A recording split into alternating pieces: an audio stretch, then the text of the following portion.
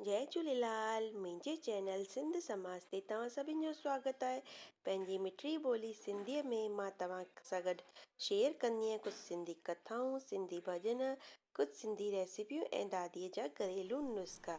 अॼु मां तव्हां सां गॾु ॼेठ छो वारबो आहे, कीअं छोड़बो आहे ऐं छोड़ण जे वक़्तु छा करबो आहे, यानी कि ही असांजे सिंधियुनि जो कुंभ हूंदो आहे त हिन खे कीअं, हिन जो पालन कीअं कजे ऐं कीअं वारजे, उहो मां तव्हांखे ॿुधाईंदसि। पिछले महीने पाण चंड ते ॼेठ वारियो होसीं। अंब ऐं अखो खणी ॼेठ वारबो आहे। ॼेठ पुटनि लाइ वारबो आहे ऐं पुटनि जी सलामती लाइ वारबो आहे। घर में अगरि का नई नुंहुं थी अचे त हुन खां बि आश जो ॼेठ वाराइबो आहे। अॼु ॼेठ छोड़नि जो ॾींहुं आहे, यानी कि चंड जे ॾींहुं ॼेठ छोड़बो आहे।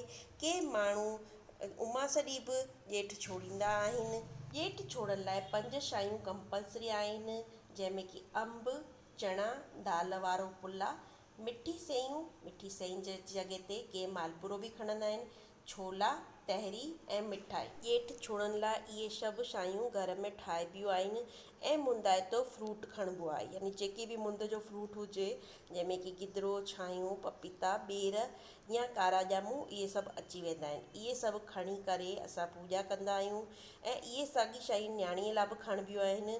हिकु पूॼा जी थाली ठाहिबी आहे, जंहिंमें अखो, जोत, गुल फुल, अंब ऐं जल जो लोटो खणबो आहे ऐं गॾु सावा डब बि खणबा आहिनि।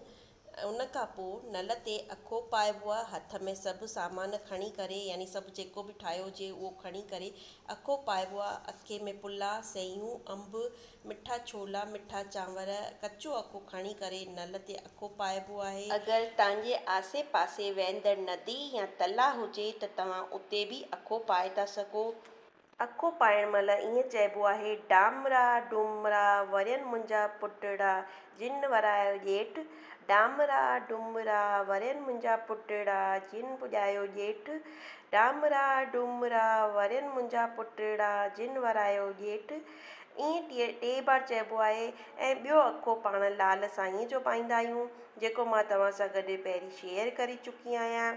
ॼेठ देवता असांजी भुल चुक माफ़ु कजां ऐं पोइ न्याणी खे थाली ॾेई करे पूॼा में जेको प्रसाद रखियो आहे उनखे घर जे सॼे खाधे में मिक्स करे छॾिजे, जीअं कि सभिनि भातियुनि खे उहो प्रसाद अची वञे। त हिन तरह असां सिंधी ॼेठ जे महीने खे छोड़ींदा आहियूं।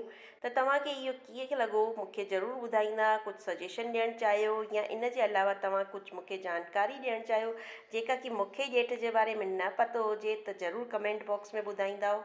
ऐं हाणे असांजो सावण जो महीनो अचण वारो आहे। सावण जा सिंधियुनि जा त्योहार अचण वारा आहिनि, जंहिंमें कि नंढी सताए, गोगड़ो, वॾी सताए, तीजड़ी, हिन सभिनि जा वीडियो मां तव्हां सां गॾु पहिरीं शेयर करे चुकी आहियां। वरी मिलंदासीं हिकिड़े नए सिंधी वीडियो सां गॾु। तेसिताईं सभिनि खे जय झूलेलाल, जय श्री कृष्ण।